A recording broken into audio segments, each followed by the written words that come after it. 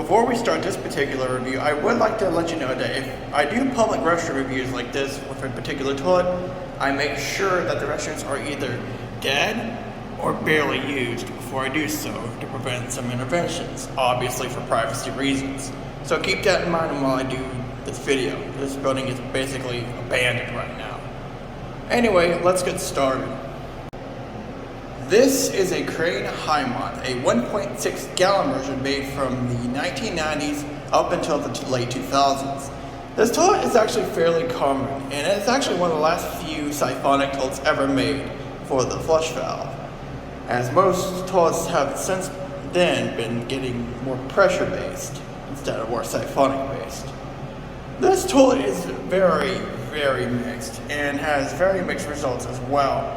It's probably the most mixed bag toilet you will get from the 2000s and 1990s.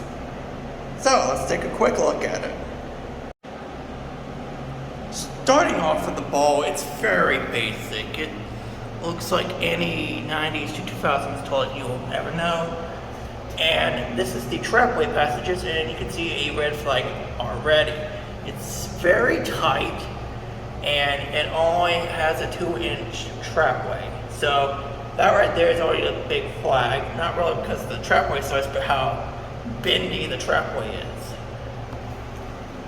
Next, we work our way into the bowl, and got that circular opening with a siphon jet right there. Very simplistic. The rim jets are angled so that it will go around, which is pretty cool. And obviously it's toilet flush.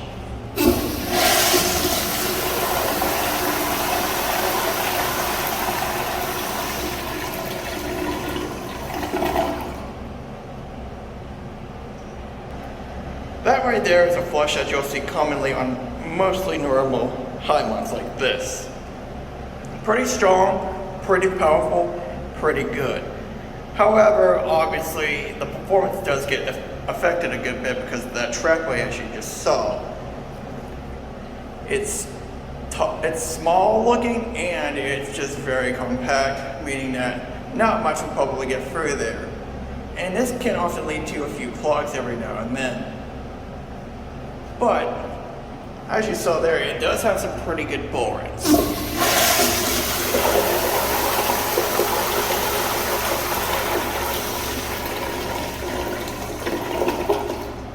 It's actually very strong on this particular one, but on weaker ones it's definitely a lot less impactful, but it still gets around the bowl pretty good. Obviously, this toilet has been sitting here for a couple of years, considering that this place is mostly not used.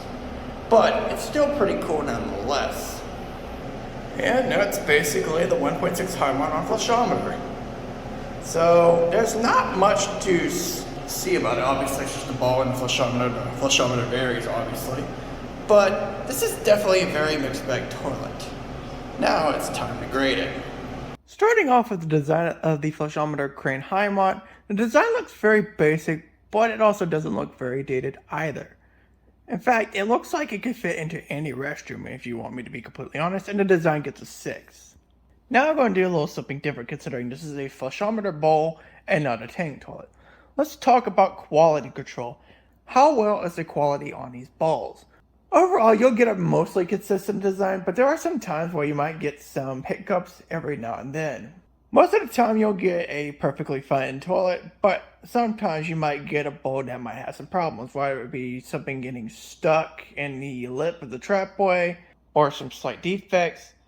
It does happen, and it was very common in the 2000s. Overall, the quality control gets a 5. As for the design consistency, it's mostly consistent. There were 2 different versions of the 1.6 Hymont that were made that randomly pop up from time to time. There was a square-based version that was made around the same timeline. However, it's very rare, and it's also a worse performer compared to this version. Not saying that it was any better. And there was also a weird version that was basically a pressurized version of this and not siphonic. That version is also pretty rare. Overall, the design on this toilet is consistent, and you'll most likely get this more times than the other 2 versions, and it scores a 7. As for the overall trapway, it's kind of a nightmare. The opening itself looks perfectly fine. It's a circular opening. The Trapway passages is a completely different story. It's just bends and clogging hazards everywhere, and this is probably why the performance is what it is. Overall, the Trapway gets a 2. As for the flush, it's mostly pretty good on normal circumstances. Obviously, when it's Circa, it's a lot more underwhelming, but on normal pressure, it's pretty powerful and strong and swirly, finishing off with a pretty good siphon as well. Overall, the flush gets an 8.